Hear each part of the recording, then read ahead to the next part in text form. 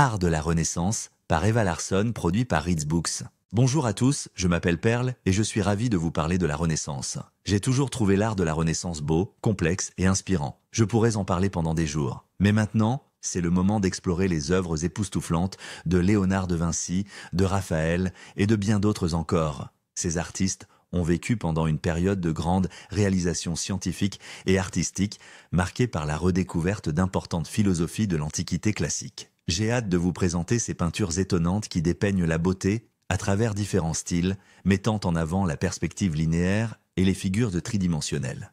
Lorsque la plupart des gens pensent au mot « Renaissance », ils pensent probablement à l'art. Et lorsqu'ils pensent à l'art de la Renaissance, ils imaginent probablement ces magnifiques peintures ornées de tourbillons et de feuilles d'or. Mais qu'est-ce que l'art de la Renaissance? Pourquoi a-t-il vu le jour? Et qui sont les artistes célèbres de cette période? Êtes-vous prêt à plonger dans l'aventure? Alors c'est parti. La Renaissance a été une période de changement et de transformation sans précédent. C'est une époque où les gens ont commencé à penser différemment le monde dans lequel ils vivaient. C'était une époque de nouvelles idées et de nouvelles façons de voir le monde. Le mot Renaissance signifie Renaissance en français. Certains historiens affirment que la Renaissance a commencé en Italie à la fin des années 1400 et qu'elle a duré jusqu'aux années 1500. Mais l'Italie n'est pas le seul pays à avoir connu la Renaissance.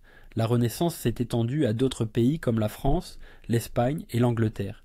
Les artistes de la Renaissance étaient différents des artistes des périodes précédentes car ils essayaient de rendre leurs peintures et leurs sculptures réalistes. Ils voulaient que leur art ressemble à la vie réelle. Pour ce faire, ils utilisaient une technique appelée perspective. La perspective est une façon de dessiner des objets pour qu'ils aient l'air tridimensionnel, comme s'ils avaient une profondeur, une largeur et une hauteur. Léonard de Vinci est l'un des peintres les plus célèbres de la Renaissance. Il s'intéressait à tout, il peignait des tableaux, mais il était aussi un scientifique et un inventeur. Il a conçu des machines de guerre et une machine volante. L'un de ses tableaux les plus célèbres est la Joconde. La Joconde est le portrait d'une femme nommée Lisa Gherardini. Elle était l'épouse d'un homme riche nommé Francesco del Giocondo. Son sourire est mystérieux car ce n'est pas un grand sourire, juste un petit sourire. Et ses yeux semblent nous suivre où que nous allions dans la pièce, mais nous ne savons pas si elle sourit vraiment ou non. Raphaël Sanzio est un autre peintre célèbre de la Renaissance.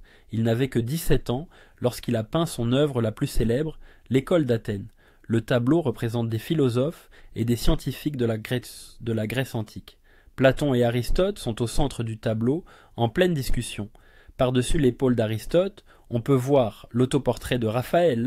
Il y a de nombreuses raisons pour lesquelles les gens appellent la Renaissance une renaissance, mais l'une d'entre elles pourrait être que les gens ont commencé à envisager l'art différemment à cette époque, ce qui s'est traduit dans la manière dont les artistes ont peint les tableaux. Si vous avez la chance de voir de près une peinture de la Renaissance, prenez le temps d'en observer le réalisme. Vous serez peut-être surpris par l'aspect tridimensionnel de l'ensemble. Vous avez écouté L'art de la Renaissance par Eva Larsson, produit par Reads Books.